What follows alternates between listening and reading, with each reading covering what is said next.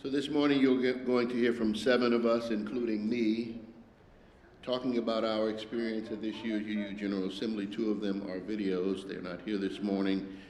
The last General Assembly in June in Pittsburgh, Pennsylvania. And if you're new to our faith, this is our annual meeting where we have about 1,000 congregations, and people from those congregations come to one location. We have congregations in America and Europe and Asia, but this is mostly our American branch that comes to meet. And before the pandemic, there were 3,000 to 5,000 attendees at these functions. I think we had somewhere around 3,000 or 4,000 at this last General Assembly. And what do we do there? Well, there are a lot of powerful worship services, lots of affinity group meetings, and you know, we're separated by different regions, so there's regional group meetings. We're in the Central East region, so there's, you know, sort of regional gatherings. And, but mostly this is a business meeting. They call them plenaries, and they're led by co-moderators that are kind of like congregational presidents, and they lead us through our meeting agenda.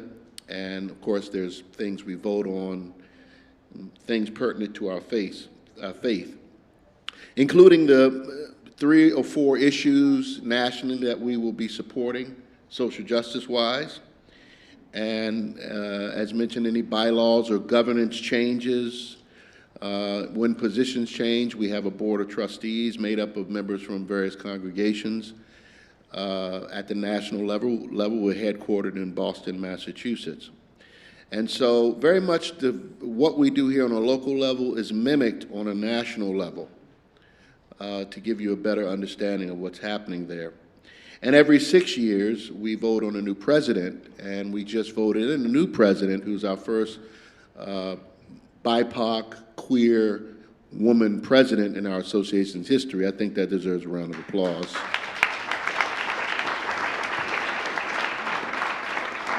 Sophia Bettencourt is her name, and I hope to get her to speak here sometime this church year. And there are countless workshops. And unfortunately, you want to go to everything, and you can't because time will not allow. If you're a humanist or agnostic or Christian or earth-based, Buddhist, environmentalist, there's a workshop for you. And there's programming exclusively for your children. You can bring your children and kind of send them away for the week. No, you'll have to be still responsible for your children. They have young adult programming, and they also have programming for people of color. This past GA was just fantastic, you know, because I hadn't been in several years. And, you know, you get to spend time with your colleagues and people you haven't seen in a long time. It's sort of a big family reunion. I just love it. And over the years, it's just one of the most affirming things I've ever attended, where I feel completely free and at ease. And I think that's a wonderful experience. Now, of course, as an African American, I spend most of my time as Unitarian Universalist in white spaces, and so I find that the programming for people of color is particularly of interest. People of color from all of our churches around the country meet. We have programming, workshops, worship, business meetings, and I found myself attending a lot of those this past year. And again, they were quite affirming, one big family. Many of you may not know I serve as a chaplain on the diverse, revolutionary, Unitarian Universalist Multicultural Ministries. Say that 5 times. But Drum has been around for as long as I can remember, back in 2001 when I first noticed them, and I've watched the organization grow to unbelievable numbers of people of color. And I think that's really positive for our faith.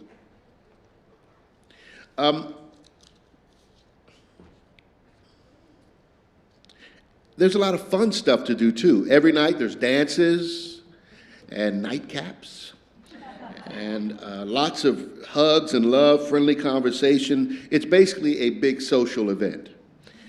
So I really want to encourage all of you to come to the 2024 General Assembly.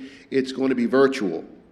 And that way it won't be cost prohibitive because GAs are expensive. This GA will probably be around $300 to register. And we do provide scholarships for people, as many as we can afford.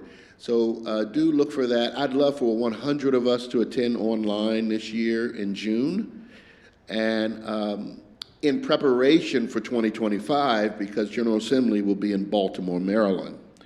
So I really think because of our excellence and what we do as a congregation and doing as a congregation, we will be called upon in that time to represent this congregation and our faith at a national level. And so what I'm hoping for is 100 people this year and 100 people next year. Now, the most we've ever had is 20, so maybe 25, I don't know. So 100 would be unprecedented, but I think we could do it. I think we could do it. So you've got, let's see, you've got 21 months to figure out the 2025 GA in Baltimore. So I hope you can show up. And the cool part is that in 2024, we're going to be voting on this Article 2 thing, the reading that Karen shared. It's a big decision to amend or change our bylaws. And in fact, this next video we're going to put up, Tyler, is from our former board president, Heather Millar, talking about her GA experience related to Article 2.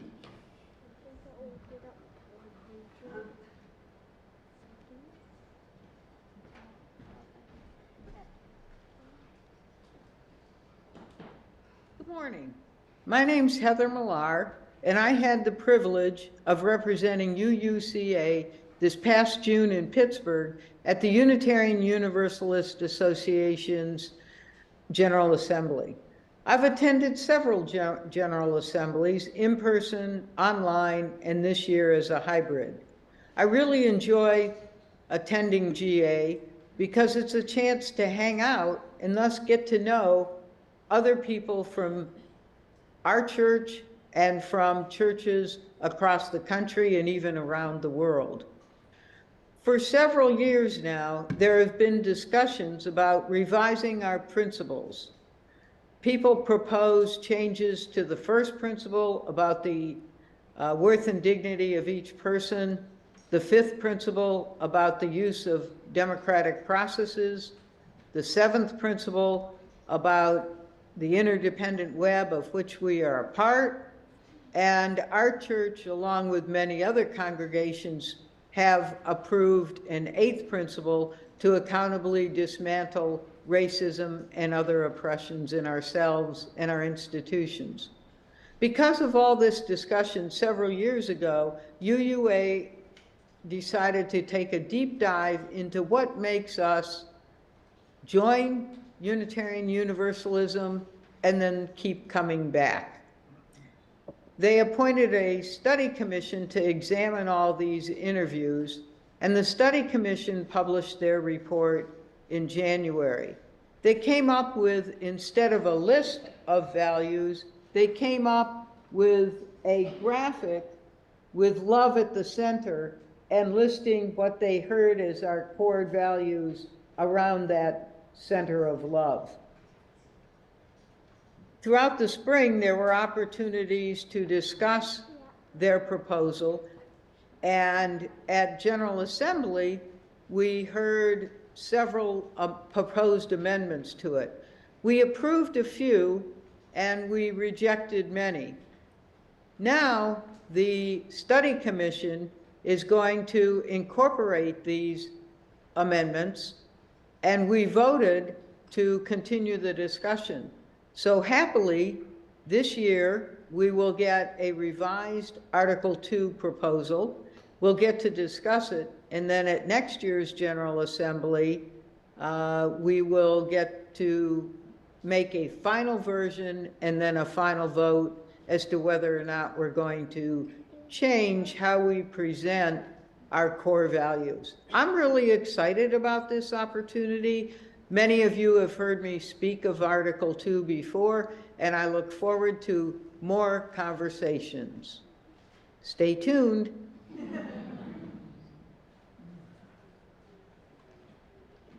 Good morning. I am up here again this week. I promise I won't be up next week. You won't have to hear from me again. My name is Nicole. For those of you that don't know me, this was my first GA. And I was unsure what to expect, and I found what I enjoyed was being with other UUs from around the country, which gave me perspective about our church and our faith. The biggest thing that I came away with was that really the issues that we have here are not unique. I was glad to see we're ahead of the curve in many ways, and I think when it comes to anti-racism work, we were towards the front of that curve maybe 5 years ago, and now I'd say we have some things to learn from others. But that is a really exciting opportunity because boy, do we have some really strong leaders. During those business sessions, the thing that really struck me was how the need for progress was pushed by young people. For the vote on Article 2, they were taking comments both for and against, and before the vote, and almost the entirety of people who were asking us to vote no on Article 2 were older white people who did not feel like we needed to change because the principles served them and then that was enough, that the principles were enough. It was funny to watch people try to wordsmith the word accountability out of the Article 2 language, yet double down on how the language is very important. It was a telling example of how we see accountability as a bad word instead of one that leads us towards reckoning and growth. The beautiful thing to watch was how our young people pushed relentlessly for our values to be stated above and beyond the principles, because the values come from a place of faith and action and that is more radically inclusive and in integrity. Our young people want a faith that puts their money where their mouth is, or really the money where our heart is, so that they may continue to enjoy faith. They called for that in the middle of a work session in front of thousands of UUs. They marched united to the front, interrupting the culture of white supremacy and the business that was happening, and did a live protest calling for UUA to divest their entire stock portfolio from oil and other harmful corporations, which has only partially been done. Our youth are calling us, it was amazing. Our youth are calling us towards a better future, one that is just and in integrity. They want to see their faith to actually lead and actually love. It made me proud to be young-ish in this faith. And as your newest board member, representing a group of UUs I trust to follow into the fire for a future that is fair, equitable, and loving. I look forward to 2024 to share GA with some of you here, apparently 100 of you. And as we watch together, and then in Baltimore again in 2025. Thank you.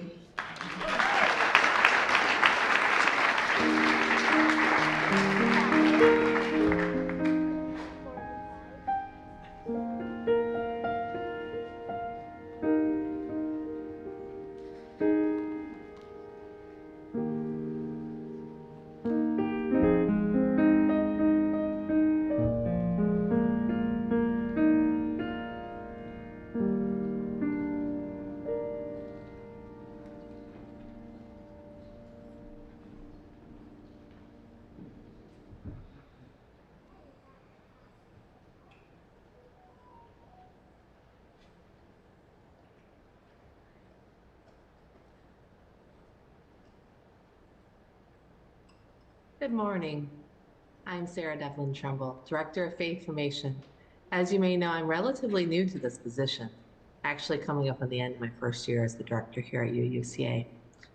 And over the past year, I've been seeking out opportunities to learn more about how to best support and develop a program for our families, children, and youth, one that meets their needs and centers their voices and empowers them. Along this journey, I found myself at the First General Assembly, eager to learn new ideas and meet with colleagues. If I could describe my experience in one word, it would be affirmation. I learned I am exactly where I need to be, doing exactly what I need to be doing.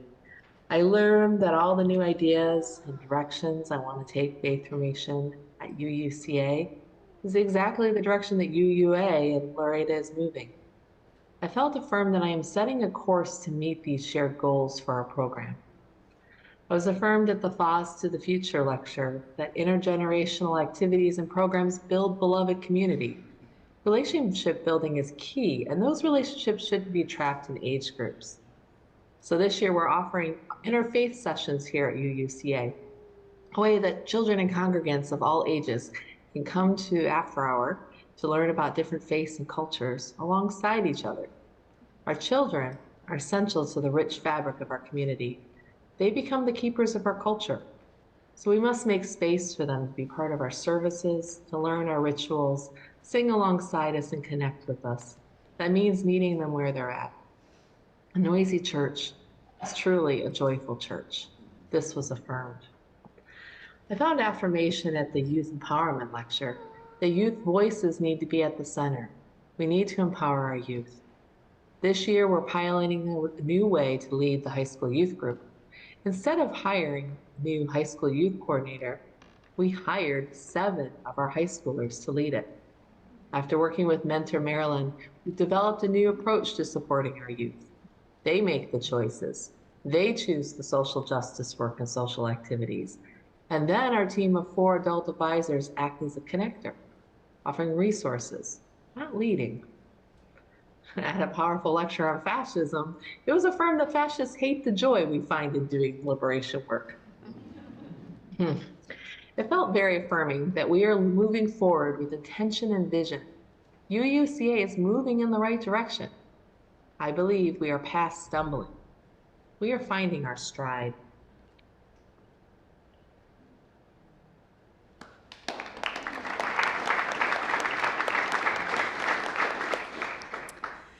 Good morning, everyone. My name is Laura Schrank, and I'm your membership coordinator here at UUCA. When Reverend John asked me to reflect on what part of the General Assembly affected me the most and why I think members should attend the virtual GA next year, I knew just what I was going to talk about. Because the part of GA that affected me the most was a workshop I saw virtually called Radical Welcoming. To be honest, I wouldn't have even known about this session if Angelique Berry hadn't brought it to my attention. It was offered as an on-demand, pre-recorded workshop that was coincidentally provided by another UUCA, the Unitarian Universalist Congregation of Atlanta. In the session, leaders from the church challenged the viewers to reflect on what it felt like to be truly welcomed, to feel you're in a place where you belonged and where others were deeply invested in knowing you. They explained that radical welcoming is more than a smile and a cup of coffee. Radical welcoming is adopting a philosophy of true acceptance and hospitality that puts people first.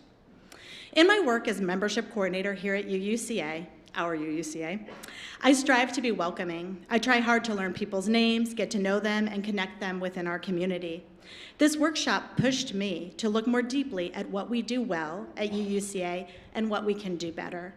I truly adore our community. Our congregants are overwhelmingly warm, open, and kind.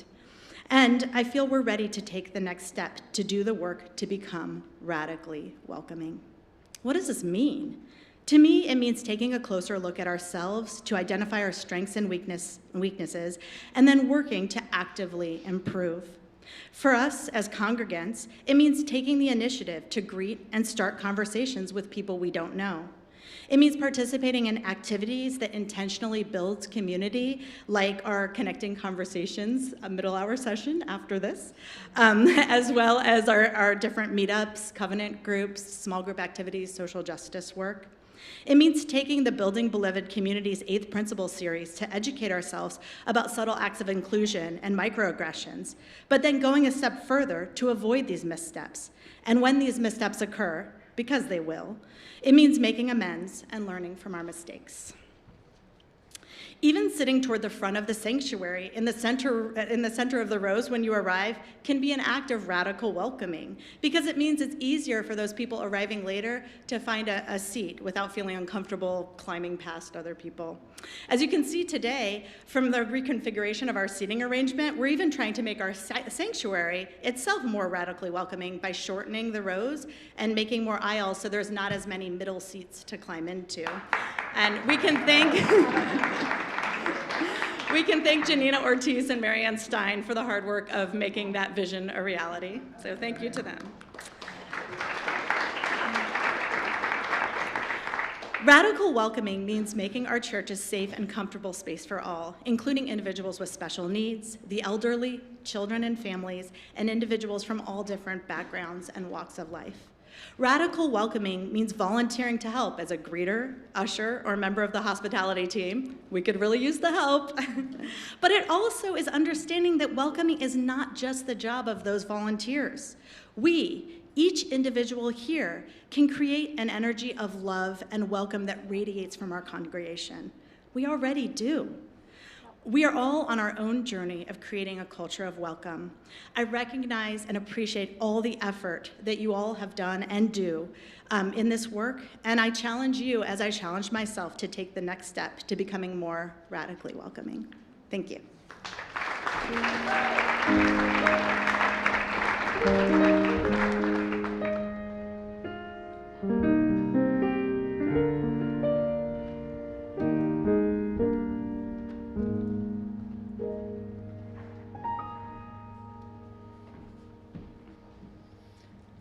Thanks, Laura, for those props. I wasn't quite sure how it was going to work out, but with the applause, I'll take that as a good thing. All right, so with fall coming, school starting, today kind of reminded me of back in the day. Remember when you went back to school and you had to kind of report out on your summer? What did I do on my summer vacation? Remember that? I went to General Assembly. And just like a child, initially, I didn't want to go, as Reverend John will attest. You know, did we really have the budget? If we had to share a room, who would I share with? You know, I don't know many people here that well, and I'm not a child anymore. But I had the pleasure of sharing a room with Jan, and it was great. One of the major reasons that I went to General Assembly was to make connections with others of my profession and also others from UUCA as well. So picture the opening ceremony at the Olympics. Remember that? They're all marching in, right? So picture it, instead of the athletes, it's churches from all over the country. They've got their banners. The people are lined up on both sides of the entrance, and there's our UUCA group looking for the church. You know, where's our banner? And everybody cheering. It was just unbelievable. And they were lined up all the way to the back of the convention center. It was really amazing. This was my first General Assembly. So here are some of my highlights. The sound of that whole convention center, the voices singing, just the permeating that whole room. Living into stewardship session, that session made me so proud of the work that the stewardship committee did during our last stewardship drive, especially given the huge transformation to an 18-month budget. UUCA being recognized as a leadership congregation in our donations and support of the UUA program fund. That was just excellent to be there. This might sound like a small one, but to somebody that's in finance, it was huge. Meeting the UUA retirement folks that I've been dealing with on the phone for the last 6 months as we transitioned our retirement program for our staff to a whole new company. The UU Women reception. It was fantastic. I mean, the welcome, you talk about radical welcoming, it was just a phenomenal environment. The food, especially the music, it was all female, Emma's Revolution, and man, the bass player and the keyboardist were just phenomenal. It was awesome. And then dinner with the Association of UU Administrators, a group of my colleagues that will help support each other. And this may seem like a really small thing, but one of the gentlemen there gave everybody there this little artistic expression. He takes old recycled wood, whatever the shape may be, and kind of refinishes it. And he gave one to everybody. And being somebody that likes art, that was just really special to me. So if you see that sitting on my desk, no, it's not a microphone that, you know, I'm recording you, it's just a little piece of artwork. The other thing was exhibits, both inside the hall and outside. One of the things in the exhibit hall, as I mentioned, I like art, and thank you for the comments on my earrings this morning. I get them every time I wear them. They're chalices. And they were sold in the exhibit hall by one of the artists at General Assembly. Outside the convention were some of the local artists. You didn't hear a lot about the partying, but if anybody that knows me, I'll tell you a little bit about that. But Now that I've gone over kind of the what at General Assembly, no check-in at UUCA would be complete without the how you doing part, you know, or as Reverend John would say, how you really doing, right? So I was energized by all the activities, the people, inspired by the speakers. It was a great experience. I also was nostalgic. I'm trying to keep it together on this part. And although we were born in Western Maryland, we haven't been in this area for 40 years. And so I was really surprised at how nostalgic I got being back there. The songs at the worship services, some of the oldies but goodies just brought back all those memories of my childhood. I got a chance to go to the August Wilson Museum. You might know he was the playwright that did Fences. And in that exhibit, there were a room for each of his plays. And in the room, there was a typewriter that I got as my high school graduation gift. And also, there was the old rotary phone. Remember those? We have the one that George was in George's house as a child, still in our house, and that just kind of got to me a bit. Another place I went with some other folks was the Phipps Conservatory. And that had an exhibit called Flowers Meet Fashion, inspired by Billy Porter, who was also from Pittsburgh. And you might remember, we were living in LA at the time when Billy Porter showed up at the 2019 Oscar Awards in a tuxedo dress. And if you don't remember that, look it up, Billy Porter tuxedo dress. It was, the top was this tuxedo and the bottom was this beautiful, what we would consider a woman's gown. And he really made a statement. And this whole exhibit was his flowers, all these dresses made out of flowers that were inspired by him. It was really great. And even the travel experience was nostalgic. We were delayed at the Pittsburgh airport due to, you might remember, the FAA problems in the DC BWI area. And we had to get off the plane. And finally, when they let us come back on the plane, you get on the plane and you're kind of, I'm hearing something, I'm like, it sounds familiar. And I realize it's, welcome back, the same old place that you dreamed about. And that one, welcome back, your dreams were your ticket out. Anybody remember that song? Yeah. This guy, one of the flight attendants, all of a sudden the whole plane is singing this song.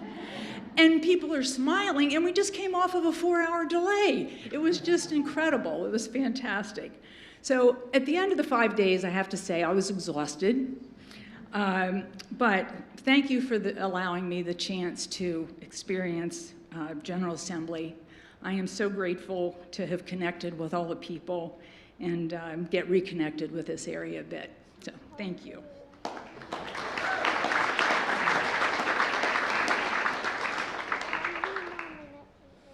Good morning. I'm Jan Bird. I am your new board president here at UUCA.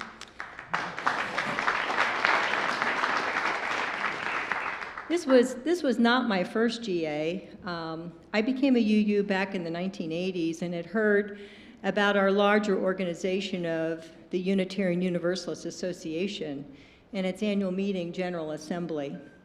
However, I didn't really appreciate the depth and breadth of our faith community and its potential power until I attended my first GA in 2005 in Fort Worth, Texas. It was titled Ministering to Families in Today's World. Pete Seeger and his music were a highlight for me throughout the services and events of that GA. Now in 2005, we had a US president who had taken us to war with Iraq, and a Maryland governor who was not very interested in making our state a good place for all. So where was the voice of our liberal religion? At that time, UUs in some Maryland congregations had been meeting to try to influence our Maryland state legislature to make systemic changes supported by our UU values to improve the lives of Marylanders. Our minister, Reverend Fred Muir, thought UUCA could become the organizing center for this because we are, after all, in Annapolis, our state capital. So at GA in Texas in 2005, there was a workshop among many.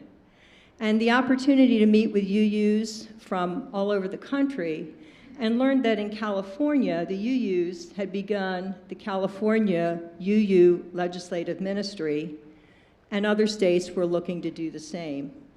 We used their model here in Maryland to begin our Maryland UU Legislative Ministry, also known as UULM.